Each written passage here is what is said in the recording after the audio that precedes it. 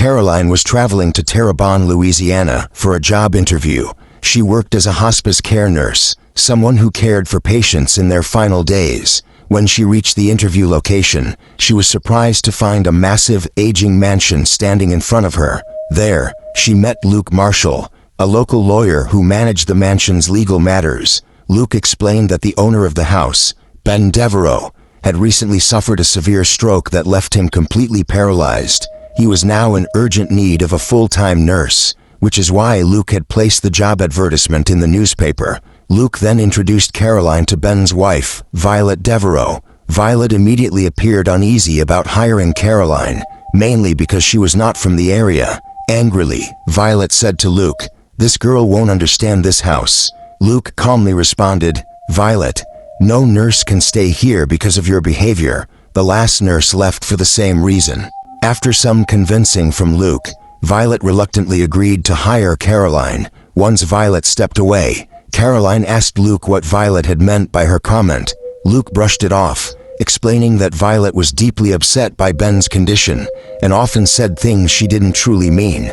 He advised Caroline not to take her words seriously. Luke then introduced Caroline to Ben. He explained that Ben had suffered a stroke about a month earlier while he was in the attic, though no one knew exactly what had happened. The following morning, Caroline set off for Terrebonne with all her belongings. Along the way, she stopped at a gas station. After filling up the car, she walked inside to pay, but something immediately caught her attention. A line made of brick powder was drawn across the doorway. Inside, she noticed an elderly blind woman sitting quietly. The unsettling sight made Caroline uneasy. Moments later, the owner appeared. Caroline paid quickly and left without lingering. Once she arrived at the mansion, Caroline began unpacking in her room. That was when she noticed something strange. There wasn't a single mirror anywhere. Even the place where a mirror should have been was empty. When she looked around the house, she realized there were no mirrors at all. Shortly after, Caroline went to Ben's room. He lay motionless on the bed. As she stepped closer to examine him, Ben suddenly grabbed her hand with surprising strength. His eyes were wide with fear, as if he were desperately trying to warn her, but due to his paralysis, he couldn't speak. At that moment, Violet entered the room holding a cup filled with a white liquid. She said it was time for Ben's medicine, which had to be given every day at 11 a.m. and 7 p.m. After taking the medicine, Ben slowly calmed down again. Violet then led Caroline out of the room and began giving her a tour of the house. This time, she appeared more relaxed. During the walk, Caroline asked how long they had lived there. Violet replied that they originally lived in Savannah, but a few years ago, they moved here after buying the mansion from a brother and sister. Pointing to an old photograph, Violet said, "These are Martin and Grace. They inherited this house from their parents, but financial troubles forced them to sell it." Caroline picked up the framed photo, which showed Martin and Grace smiling. As she examined it, another photograph slipped out from behind the frame. This one showed two black servants standing behind them. On the back of the photo were the names Papa Justify and Mama Cecile. Violet then handed Caroline an unusual key. "This is a skeleton key," she said. "It can open every door in this house. I have one. And now, you'll have one too."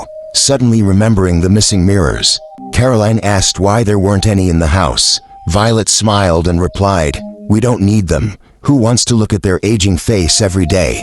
So I sold all of them." The explanation felt odd to Caroline, but she said nothing. Violet then added casually, "Luke told me you don't smoke. I hope my smoking won't bother you." The next day, Violet was busy tending the plants in the garden when she suddenly realized she had forgotten to bring some flower seeds. She asked Caroline to fetch them from the attic. Caroline headed upstairs, but the moment she stepped into the attic, a heavy, unsettling feeling washed over her. This was the same place where Ben had suffered his stroke. As Caroline spotted the seed packets and reached for them, a sudden loud bang echoed through the attic. Startled, she looked around and noticed a wooden shelf near the wall, shaking violently. When she moved closer, she realized the shelf was trembling because a door hidden behind it was shaking, as if someone were desperately trying to open it from the inside. Caroline slowly reached for the doorknob, but the shaking stopped instantly. She tried to open the door, but it was locked. Remembering the skeleton key Violet had given her, she inserted it into the lock. To her surprise, the door refused to open. At that moment, Violet called out to her from downstairs. Caroline went down and told her, "You said the skeleton key opens every door, but the door in the attic won't open." A flash of panic crossed Violet's face. She quickly replied, "That door has never opened. It's been locked ever since we moved here." She added that Ben's stroke had happened near that very room. That night, heavy rain poured outside. Caroline was asleep when a loud crash from upstairs jolted her awake. Since Ben and Violet lived upstairs, Caroline feared Ben might have fallen from the bed. She rushed to his room, but what she saw terrified her. Ben was not there. She began searching frantically until her eyes fell on the window. Outside, through the pouring rain, Ben had climbed onto the shed roof and was trying to crawl away. Before Caroline could react, he lost his balance and fell to the ground. Caroline ran downstairs and rushed to Ben's side, her face pale with fear. Just then, Violet appeared and shouted, "Quickly, get his wheelchair." Caroline immediately ran back upstairs to Ben's room. Inside, she noticed a broken flower pot on the floor. Nearby lay a bedsheet, and written on it with potting soil were two chilling words, "Help me."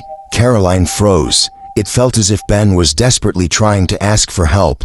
Quietly, she picked up the bedsheet, hid it in her room, and rushed back outside to help Ben.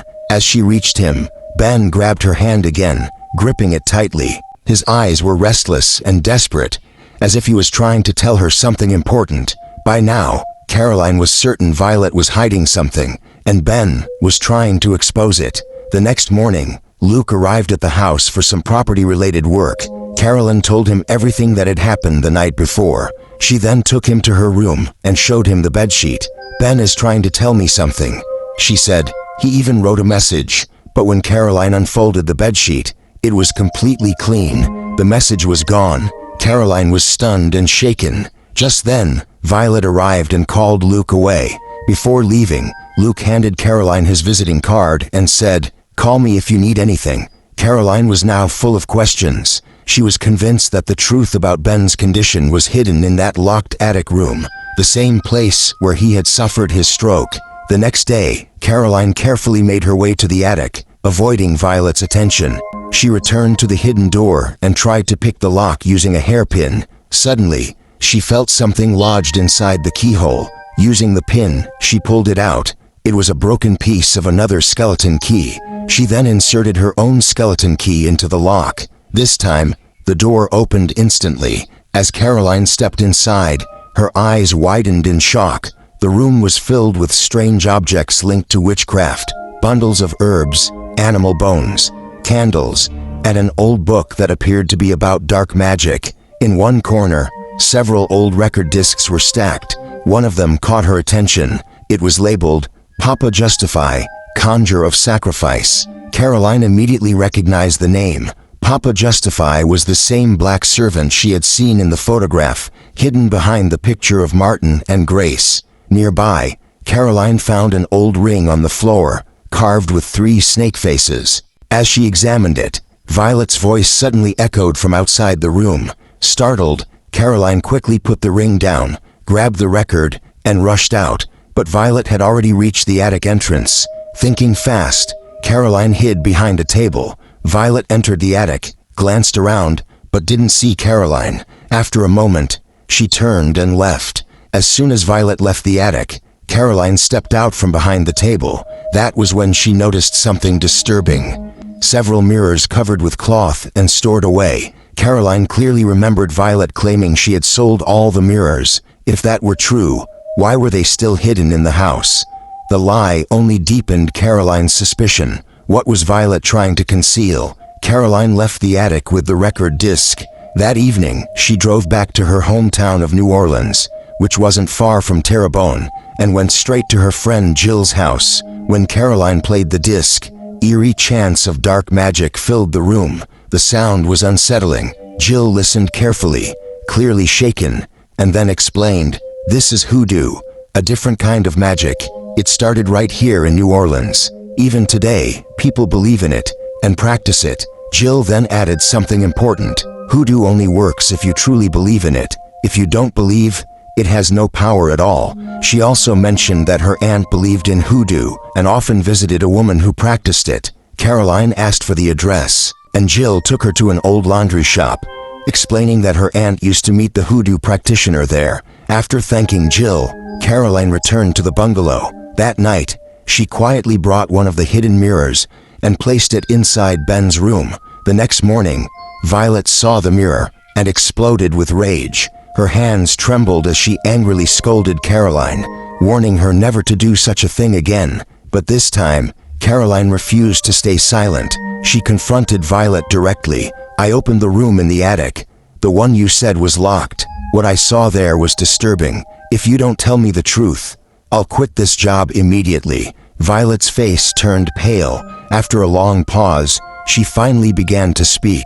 She explained that nearly 90 years ago, a banker named Thorpe lived in the house. He was a cruel and dishonest man who built his wealth by exploiting the poor. He lived there with his 2 children and 2 caretakers, Papa Justify and Mama Cecile. The attic room belonged to them. Papa Justify and Mama Cecile were not ordinary caretakers. They were powerful practitioners of hoodoo and used their magic to help others. But Thorpe saw them as nothing more than servants. He humiliated them, abused them, and treated them like animals. One night, Thorpe hosted a grand party at the mansion. Powerful politicians and wealthy guests filled the house, drinking and celebrating. During the party, Thorpe's wife realized their children were missing. A frantic search began, leading everyone to the attic, where they found Papa Justify and Mama Cecile performing a ritual. The children tried to explain that they themselves had asked Justify and Cecile to perform the magic,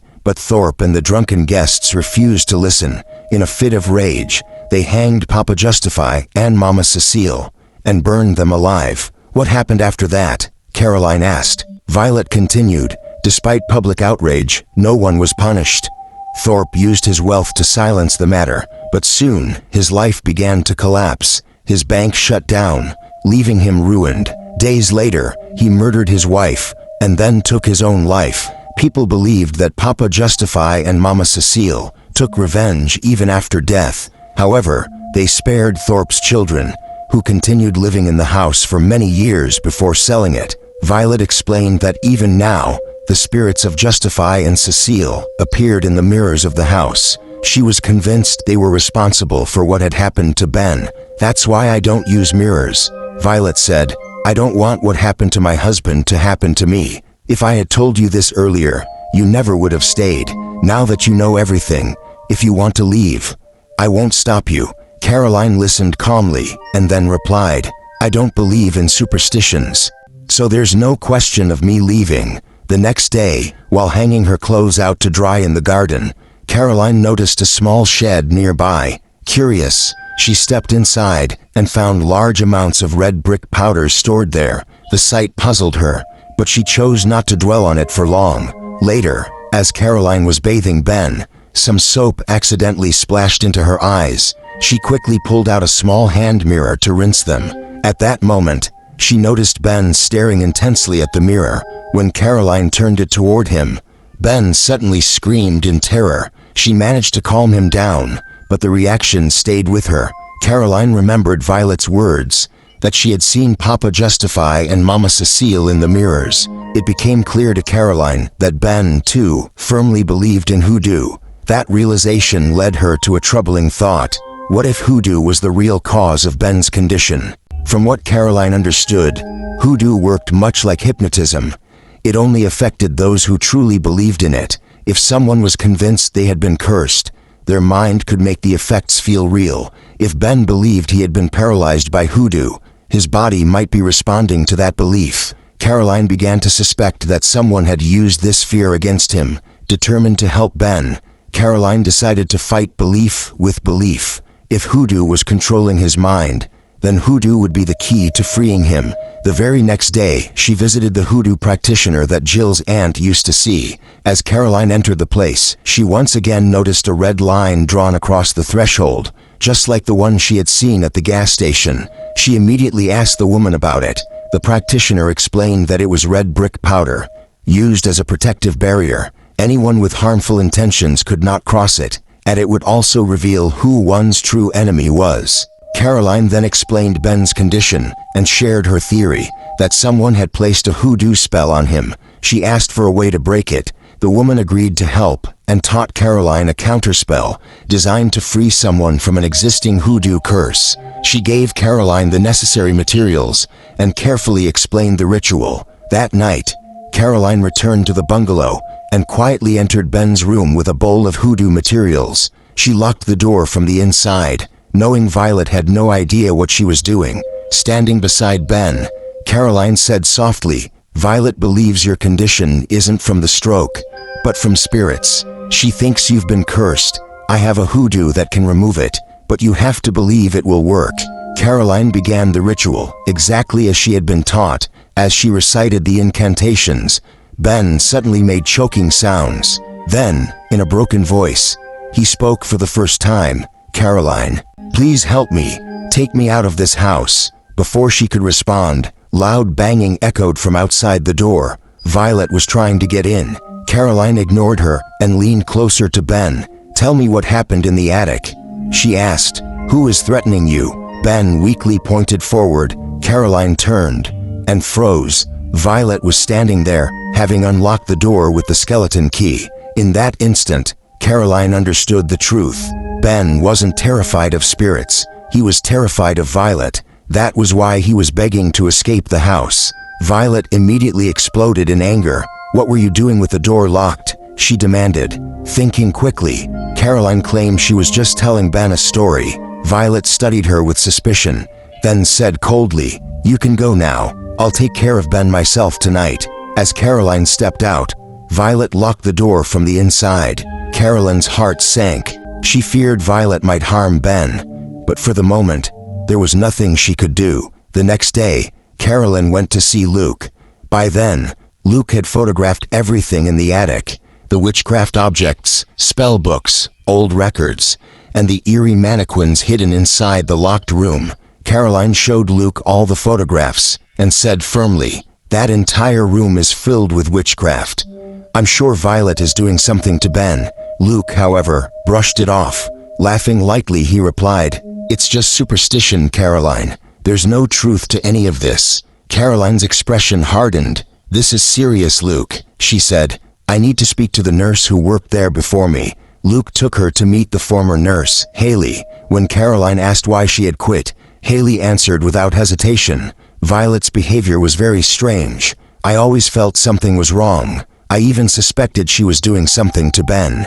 Hearing this, Caroline's doubts turned into certainty. She recalled how Violet gave Ben a white potion every day, after which his condition worsened. She remembered how Ben repeatedly tried to signal for help, and how, just the night before, he had pointed directly at Violet when asked who was threatening him. Caroline was now convinced that Violet was slowly killing Ben using hoodoo, doing it so carefully that no one would ever suspect her.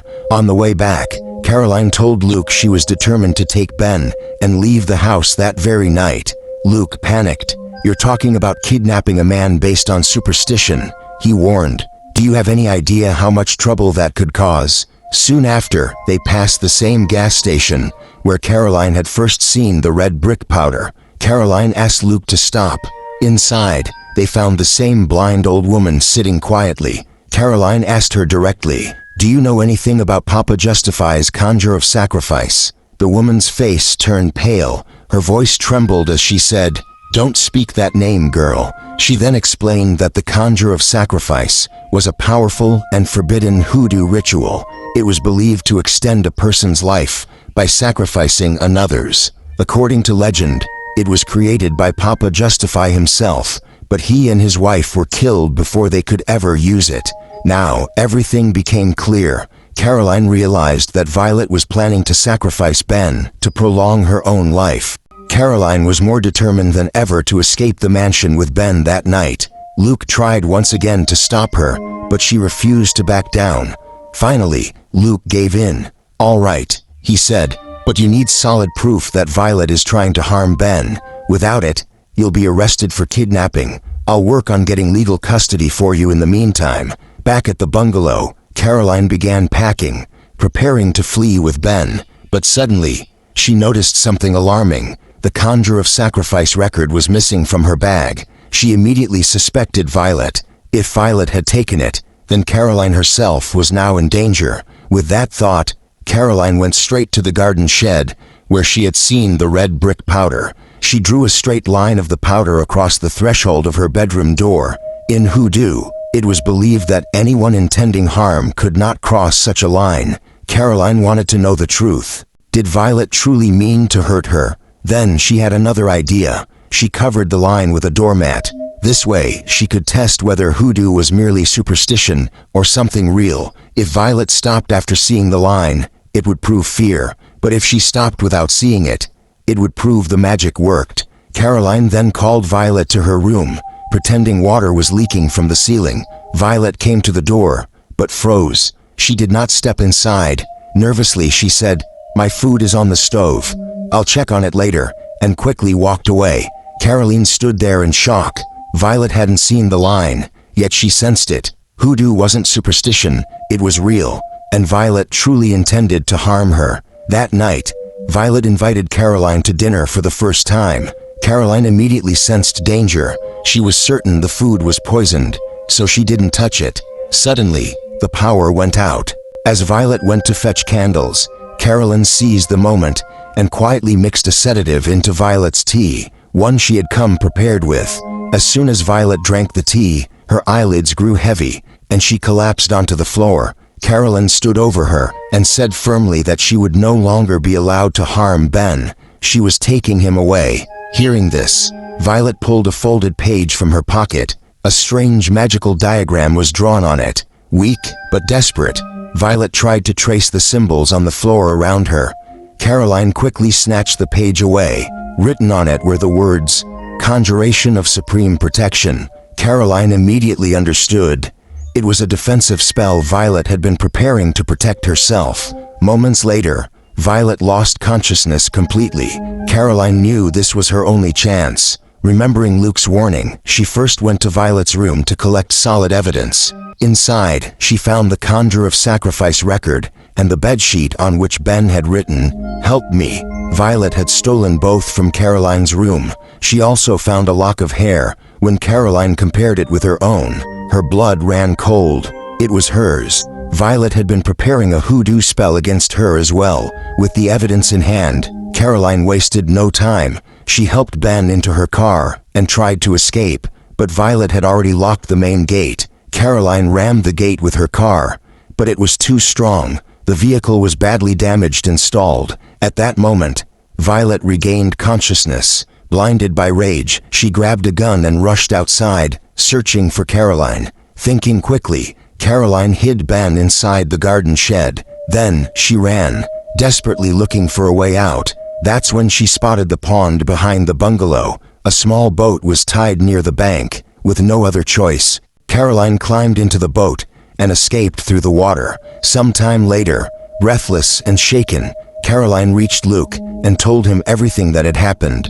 "I hid Ben at the bungalow," she said urgently. "We need to call the police and get him out immediately." Before she could say anything more, Luke's phone rang. It was Violet. Luke signaled Caroline to stay quiet and whispered, "I'm recording the call. This could be our evidence." He then stepped into another room to continue the conversation. Caroline waited anxiously. As she sat there, an old song began playing on a gramophone, one she had heard many times at Violet's house. Drawn by the sound, Caroline moved closer and noticed Luke's desk nearby. On it were several law books, but all of them were beginner level. She felt uneasy. Why would such an experienced lawyer need such basic books? Then she noticed photographs beneath the books. They were all of her. The pictures had been taken at different places and times, long before she had ever met Luke. A chill ran down her spine. Luke had been watching her for a long time. Her fear deepened when she noticed an open drawer.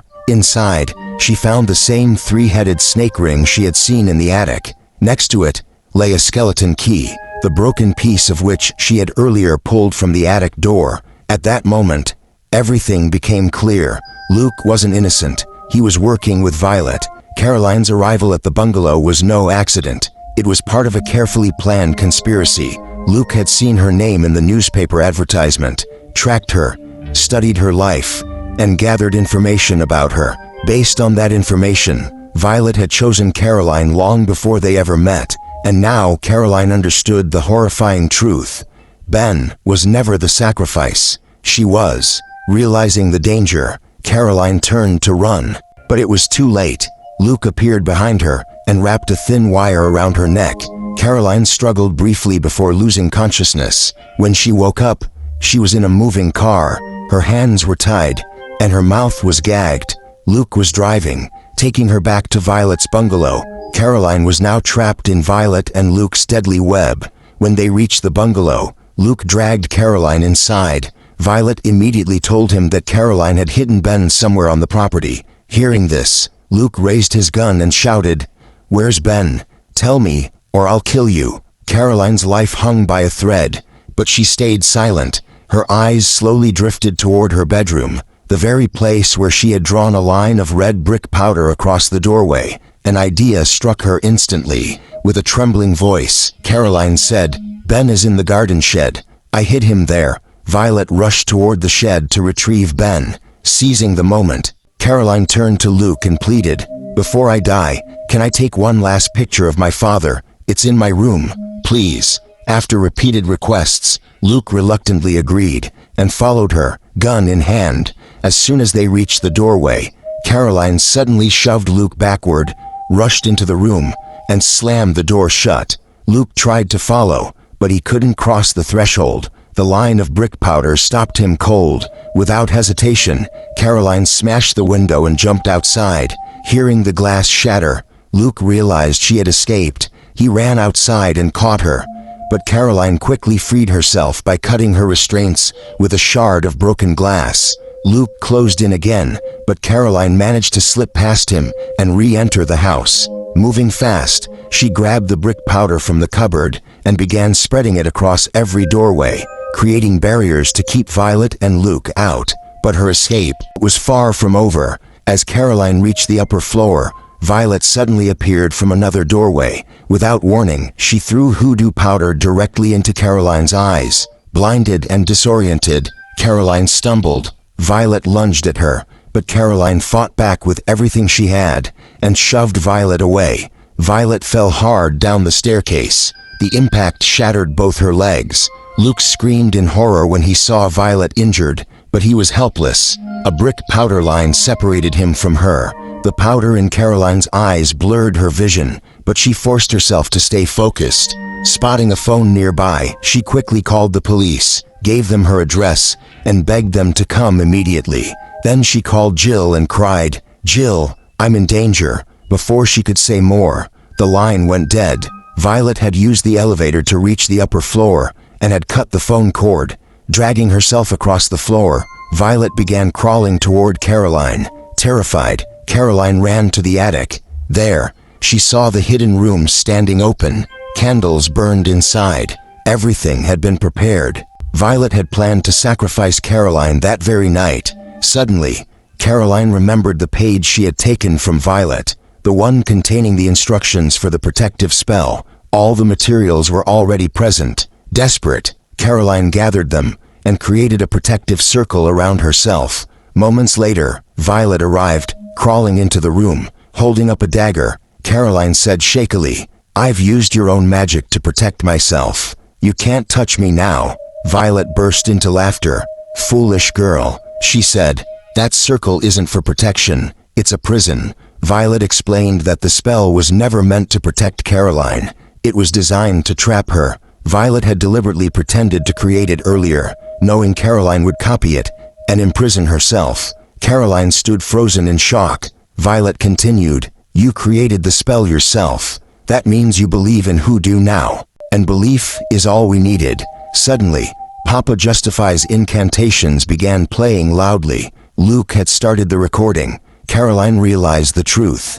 They were about to perform the conjuration of sacrifice on her. Terrified, she whispered to herself over and over, "I don't believe in hoodoo. I don't believe in this." Violet smirked. "No, Caroline, you already do. If you didn't, you'd step out of that circle right now." Caroline tried, but she couldn't move. Fear held her in place. Seeing this, Violet smiled coldly. "You know how carefully we planned this. From the moment you arrived, I gave you the skeleton key. We let you walk freely through the house so you'd feel in control. Every step was designed to make you believe." Violet continued coldly, explaining how everything had been planned from the very beginning. She said she had deliberately sent Caroline alone to the attic, under the excuse of fetching seeds, knowing that curiosity would draw her into that room. Then she had told her the story of Papa Justify and Mama Cecile, slowly introducing her to Hoodoo. Violet admitted that she had carefully created situations to make Caroline believe that Ben was cursed and desperately needed help. Step by step, Caroline was led to research Hoodoo on her own. Finally, Violet planted the idea that Hoodoo could also protect her without realizing it. Caroline had begun to believe in it, and that belief sealed her fate. As Violet spoke, she lifted a full-length mirror and held it in front of Caroline. Suddenly, Caroline saw Grace's reflection in the mirror. Then Violet's reflection appeared beside it.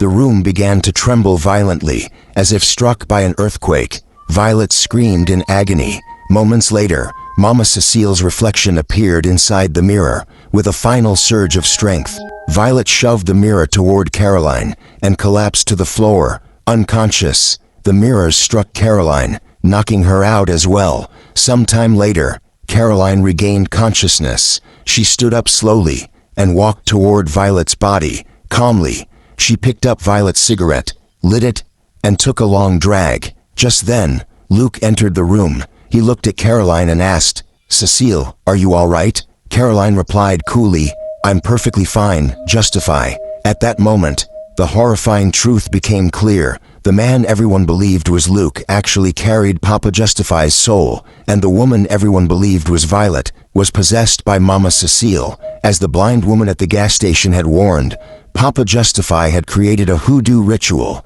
known as the Conjure of Sacrifice. It was believed to steal another person's remaining lifespan, but in reality, it allowed the user to take over another person's body. The sacrifice was not death, but possession. 90 years earlier, Justify and Cecile had used this ritual on Martin and Grace. When Thorpe burned Justify and Cecile alive, the bodies he destroyed were not theirs, but his own children's. Their souls had already been taken. It is likely that Justify and Cecile were also responsible for Thorpe's downfall and death. They lived for decades in Martin and Grace's bodies. When those bodies began to age, they searched for new victims. In 1962, young Ben and Violet bought the house, and Justify and Cecile took over their bodies. Years later, when Ben and Violet also grew old, Justify moved again, this time into the body of a young lawyer named Luke. This explained everything. The man Caroline believed was Ben was actually Luke's soul trapped in Ben's aging body. That was why Ben panicked when he saw his reflection. It wasn't a ghost he feared, but the shock of seeing himself old for the first time. Cecile, meanwhile, had taken over Caroline's young body. This was their path to immortality. Moments later, Caroline, now trapped inside Violet's broken body, regained consciousness. She writhed in pain, horrified by her injured limbs and her aged reflection. Cecile approached her and offered the same white medicine she had once given Ben. As soon as Caroline swallowed it, she suffered a stroke. Like Ben, she became completely paralyzed, unable to speak. The next morning, when Caroline's friend Jill arrived at the bungalow, police cars and an ambulance were already outside. Caroline, still trapped in Violet's body, lay motionless on a stretcher. When she saw Jill, she desperately tried to get her attention, but her body would not respond. Justify and Cecile told the police that Violet had suffered a stroke during the night and had been unable to move or speak since then.